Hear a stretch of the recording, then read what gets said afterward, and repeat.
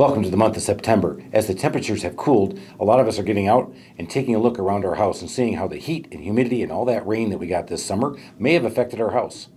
In these uncertain economic times, there's one thing that we are certain of, that our houses are under continuous attack. We can help you here at the Trusted Toolbox, and we feel like our team, similar to your favorite football team, can help you achieve your goals because our team has been trained and we know how to execute our plays to help you take care of your home. So give us a call, we'll take care of that.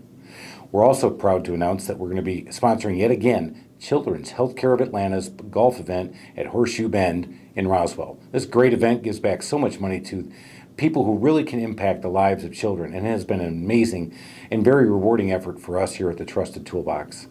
We're also going to be at the Duluth Fall Festival this year, so come out there and take a look at us. We'll be at our booth, we'll be in the parade, and we love being part of the Duluth tight-knit family community.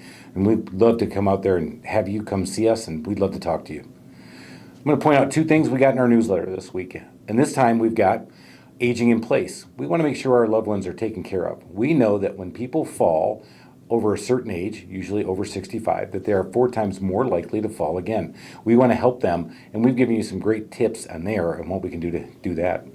Lastly, we put some small little kitchen updates you can do. Not a major kitchen upgrade, not a major kitchen renovation, but just little things you can use. So take a look at those things, and hopefully those links will help you spark some ideas. Until next time, we hope you have a great September, and don't forget, latte season is coming right around, so go get those pumpkins out.